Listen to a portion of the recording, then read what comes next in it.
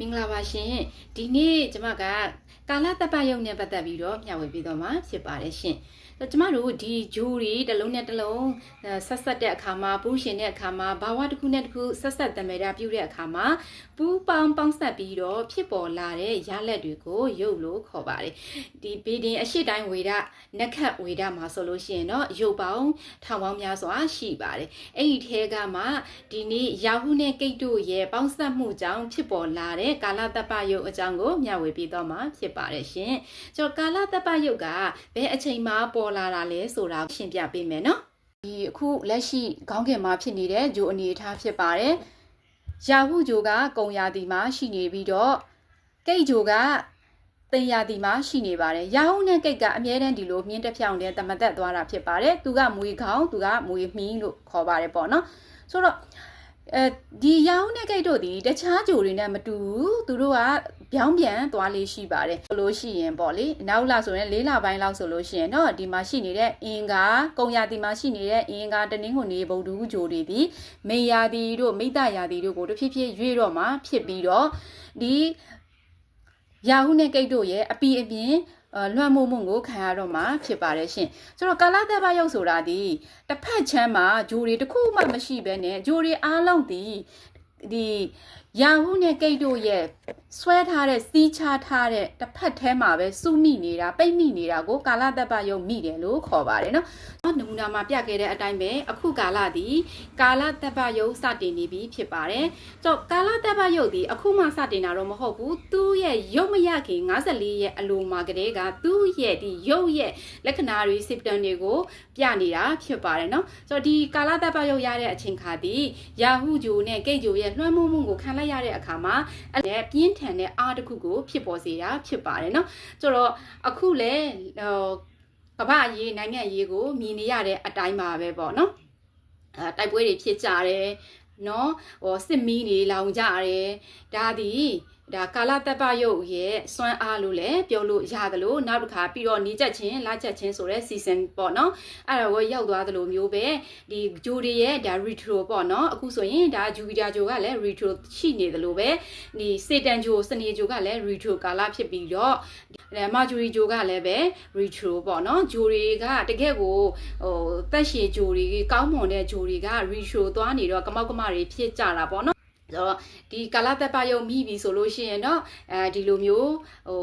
ဘဝမှာဒီကဘာအရေးနိုင်ငံအရေးလူတယောက်ရဲ့ဘဝမှာလည်းထူးခြားတဲ့အပြောင်းလေးတွေကိုဖြစ်တတ်ပါတယ်ပေါ့နော်ဆိုတော့ပညာရှင်တွေမျှဝေခဲ့တဲ့အထဲမှာတော့ကျမတို့ဒီမြန်မာနိုင်ငံမှာပေါ့နော်တီဘောမင်းပါတော်မူတဲ့ကာလသည်ကာလတပ္ပယုတ်ကာလဖြစ်တယ်လို့မျှဝေထားပါတယ်78လောအရေးအခင်းကာလကြီးဟာလည်းပဲ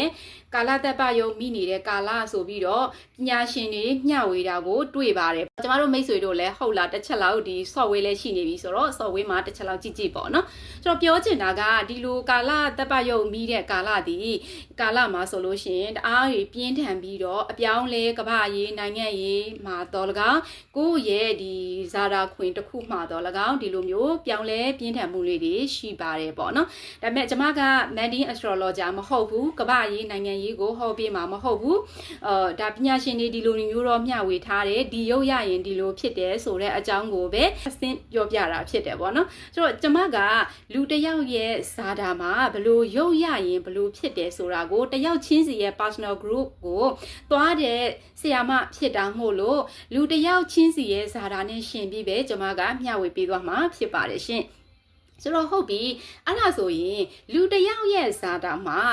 ဒီလူမျိုးကာလတပ္ပယုတ်ရနေတယ်ဆိုရင်ရောဘာဖြစ်နိုင်လဲပေါ့နော်ဆိုတော့အဲ့ဒါကတကယ်စိတ်ဝင်စားစရာကောင်းပါတယ်ဒီကာလမှာမွေးလာမဲ့ကလေးတိုင်းဒီပေါ့နော်အခုဒီ3လပိုင်းကနေပြီးတော့ဒီ9လခန့်အတွင်းမှာပေါ့မွေးလာမဲ့ကလေးတိုင်းဒီကာလတပ္ပယုတ်နဲ့ရှင်ပြီးမွေးလာတဲ့ကလေးတွေဖြစ်ဆိုတော့ကာလတပ္ပယုတ်ကိုရှောင်လို့မရဘူးလေနော်ကမွေးမဲ့မိမိတွေကဒီနှစ်ကုန်မှမွေးမဲ့ဆိုလို့ပြောလို့မရဘူးအချိန်ပေါ့နော်ကြောက်ဖို့လို့သလားကောင်းလားဆိုးလားဆိုလို့ရှိရင်တော့ဒီကာလတပ္ပယုတ်ဒီရာဟုဂျိုပပဂျိုရဲ့အားကြီးစွာပူးညှက်ထားခြင်းဖြစ်တာမို့လို့ပေါ့နော်ဝါရင်ပညာရှင်တွေရောဒါကောင်းသောအချင်းရာမဟုတ်တော့ရုပ်ဖြစ်တယ်ဆိုပြီးတော့ဖော်ပြထားပါတယ်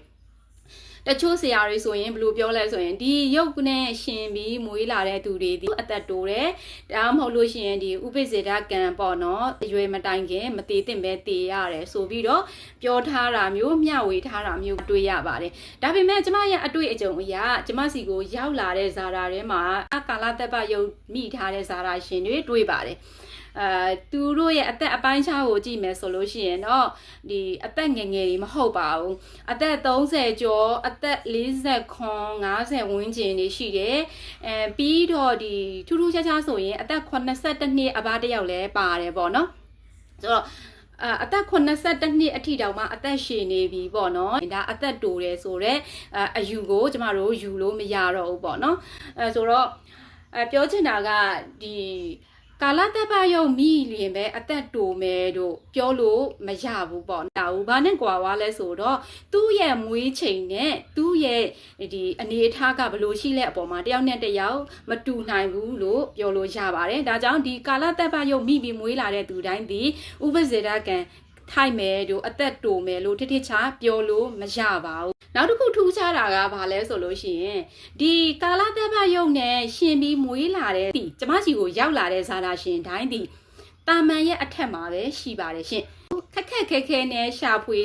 လာရတာတော့မှန်တယ်နောက်တစ်ခုကဒီကာလတ္တပယုတ်နဲ့ရှင်ပြီးတော့မွေးလာတဲ့ဒီဇာတာရှင်တွေကျမစီကိုရောက်လာတဲ့အထက်မှာနိုင်ငံရခြားနဲ့ပတ်သက်နေတာကိုသူပြစစားတွေ့ရပါတယ်နိုင်ငံခြားသားပေါ့နော်ခံထားသူဖြစ်တယ်တချို့ဆိုလို့ရှိရင်လည်းနိုင်ငံခြားနဲ့ export import တွေလုပ်တယ်ဒီမှာလည်းပဲဒီ country လုပ်ငန်းဒီစောက်လုပ်ရေးမြေယာနဲ့ပတ်သက်တဲ့အလုပ်ကိုကြီးကြီးမားမားလုပ်နေတဲ့သူဖြစ်တယ်ဆိုတော့အဲ့82နှစ်ဆိုတဲ့အဘကလည်းပဲနိုင်ငံတော်ရဲ့ဒါယာတုကြီးကြီးမားမားကိုယူထားပြီးတော့မှပြင်ဆင်စာဖြစ်တယ်သူ့သားသမီးတွေဆိုလို့ရှိရင်လည်းနိုင်ငံရဲ့ခြားမှာပညာတွေသင်ပြီးတော့အခုချိန်လေးဟိုမှာအတီတကြနေတဲ့သူတွေဖြစ်တယ်ပေါ့နော်ဆိုတော့ပြောချင်တာကဒီနိုင်ငံရခြားနဲ့ဆက်နွယ်နေတာကိုတွေ့ရတယ်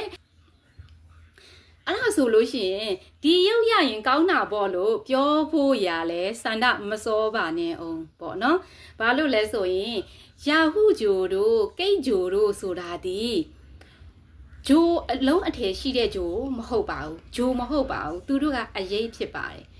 ပြီးတော့သူ့မှာကိုယ်ပိုင်တသက်မမက်ပရိယေဂျိုပရိယေတွေမရှိပါဘူးကဘာရဲ့အရေးဖြစ်တယ်အဲ့ဆိုရင်ဒီအရေးဂျိုကိုထက်မတွက်လို့လည်းမရဘူးဘာလို့လဲဆိုရင်ဒီအရေးဒီအလွန်အားကောင်းတယ်သူကတောင်ဝင်ရိုးစွန်းနဲ့မြောက်ဝင်ရိုးစွန်းဆိုပြီးတော့အရေးတစ်ခုကမြောက်ဘက်မှာအရေးတစ်ခုတောင်ဘက်မှာအရေးတစ်ခုရှိနေတာဖြစ်တာမို့လို့အလွန်အင်အားကောင်းတဲ့အမှောင်ဖြစ်ပါတယ်ပေါ့နော်အမောင်ရိပ်ဖြစ်ပါတယ်ဆိုတော့သူ့အနာကိုကတ်သွားရင်အဲ့ဝင်ရိုးစွန်းအနာကိုကတ်သွားတဲ့ဂျိုဘဲဂျိုမဆိုသူ့ရဲ့လွှမ်းမိုးခြင်းကိုခံရတယ်တနင်္လာဂျိုဆိုလို့ရှိရင်လည်းလောက်ကိုငပုတ်ဖမ်းတယ်ဆိုတာမျိုးပေါ့နော်လွှမ်းမိုးမှုခံရတယ်လို့ပဲတနင်္ဂနွေနေ့ဆိုလို့ရှိရင်လည်းယာဟုနဲ့နီးသွားပြီဆိုလို့ရှိရင်သူ့ရဲ့အလင်းအားကကမောက်ကမကြီးဖြစ်သွားတယ်နေကြက်ချင်းလာကြက်ချင်းတွေဖြစ်သွားတယ်ပေါ့နော်ဆိုတော့သူတို့ကအင်အားကောင်းမှအင်အားကြီးပါတယ်အရေးဆိုပေမဲ့အင်အားကြီးတာမဟုတ်လို့ထက်မတွက်လို့တော့မရဘူးဒါဆိုရင်သူတို့ကအမှောင်ကြိုဖြစ်တယ်အမှောင်ကြိုအနေနဲ့ကျမတို့ယူတာပေါ့နော်အရေးဖြစ်နေတာကိုဆိုတော့အမှောင်ကြိုဖြစ်တာမို့လို့စိုးတဲ့အလုပ်ကိုလုပ်တာလားဆိုရင်လည်းမဟုတ်ပါဘူးသူတို့ကိုဂျိုဆိုးဆိုပြီးတော့လည်းခေါ်လို့မရပါဘူးသူတို့နဲ့နီးစပ်တဲ့ဂျိုရဲ့ပင်ကိုတဘာဝအတိုင်းကိုသူတို့ကပူးပေါင်းပြီးကူညီပေးတာဖြစ်ပါတယ်ပြောရမယ်ဆိုလို့ရှိရင်ရာဟုဂျိုနဲ့ကိတ်ဂျိုအနာကိုကောင်းတဲ့ဂျိုတစ်လုံးရောက်သွားတယ်ဆိုလို့ရှိရင်တော့အဲ့ကောင်းတဲ့ဂျိုရဲ့ကောင်းခြင်းတွေကိုသူတို့ကအကူညီပြီးတော့ကောင်းပေးပါတယ်ဆိုတစ်ဖက်မှာလည်းစိုးတဲ့ဂျိုတစ်လုံးကသူတို့အနာကိုရောက်သွားပြီဆိုလို့ရှိရင်လေစိုးခြင်းတွေပို့ပြီးပွားများလာအောင်စိုးပေးတာပေါ့နော်ဒီလိုမျိုးဖြစ်ပါတယ်ဒါကြောင့်မလို့ကျမတို့ဒီရာဟုဂျိုနဲ့ယာဟုဂျိုဒီဂျိုဆိုးလို့လည်းပြောလို့မရဘူးပေါ့နော်ဆိုတော့ဂျိုခေါင်းလို့လည်းပြောလို့မရပါဘူးဆိုတော့ဂျိုတိုင်းဒီပဲဂျိုပဲဖြစ်ဖြစ် perfect ကြီးကောင်းနေတဲ့ဂျိုဆိုတာမျိုးကတော့မရှိပါဘူးအလွန်ကောင်းမွန်လာပါတယ်ဆိုတော့ဂျာတပတိဂျိုတောင်မှသူတို့ retro သွားတဲ့အချိန်နောက်တစ်ခါဒီ သူနေဖြစ်တဲ့အချိန်အားနေတဲ့အချိန်မျိုးမှာဒီပပဂျိုရဲ့သဘောမကောင်းတဲ့သဘောတွေကိုအလုံးလုံးပေးတာပဲဖြစ်ပါတယ်ပေါ့နော်ဆိုတော့ဘယ်ဂျိုကမှတော့စင်လုံးချောကောင်းမနေပါဘူးသူ့အလုပ်ကိုသူလုပ်နေတာဖြစ်တယ်ထူးခြားတာကတော့ရာဦးနဲ့ကိတ်ကတော့သူ့အနာကိုရောက်လာတဲ့သူတွေရဲ့ဂျိုတွေရဲ့အလုပ်ကိုပို့ပြီးတော့လုပ်ပေးတာဖြစ်ပါတယ်ကိုမွေးချိန်ကအရန်အရေးကြီးသွားပြီဖြစ်တယ်ကိုမွေးတဲ့အချိန်မှာအတန့်ကောင်းသခင်ဂျိုကောင်းတစ်လုံးဖြစ်နေဖို့ဒီယာဟုအနာမှာယာဟုလွှမ်းမိုးနေသောဂျိုကောင်းသည်အတန့်ကောင်းသခင်ဖြစ်နေဖို့အရေးကြီးပါတယ်ဂျိုကောင်းတစ်လုံးဖြစ်နေဖို့အရေးကြီးပါတယ်ဒီအတန့်ကောင်းသခင်ဒီဂျိုကောင်းတစ်လုံးဖြစ်နေပြီဆိုရင်ကောင်းတဲ့အလုပ်ကိုလုပ်မယ်အဲ့ခါယာဟုကသူ့ကောင်းခြင်းတွေကိုပို့ပြီးတော့ပံ့ပိုးမယ်ဆိုတော့ဒီဂျိုဆိုးတစ်လုံးဒီအတန့်ကောင်းသခင်ဖြစ်သွားပြီဆိုလို့ရှိရင်တော့အဲ့ဒီအတန့်ကောင်းဆိုတဲ့အရာဒီလုံးဝဆိုးရွားတဲ့အတန့်ဘာဝဖြစ်သွားလိမ့်မယ်ဘာလို့လဲဆိုရင်အဲ့ဒီဂျိုဆိုးနဲ့ယာဟုနဲ့ပေါင်းပြီးတော့ဆိုးတဲ့အလုပ်ကိုလုပ်တော့မှာမို့လို့ဒီလိုဆိုရင်တော့အတန့်ကောင်းပေါ့နော်ဘာဝကောင်းကောင်းကိုဂျိုကောင်းတွေပိုင်ဆိုင်တဲ့အချိန်မှာမွေးဖွားတဲ့ကာလသက်ပရုပ်ပိုင်ရှင်တွေကကြတော့တာမန်ထက်မြင့်မားပြီးတော့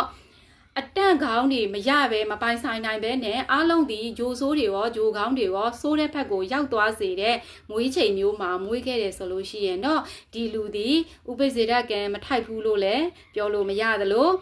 တာမန်ထက်မြင့်တဲ့သူတယောက်ဖြစ်လာမှာမဖြစ်နိုင်ဘူးဆိုတာကိုလည်းကောက်ချက်ချနိုင်မှာဖြစ်ပါတယ်ရှင်ကျေးဇူးတင်ပါတယ်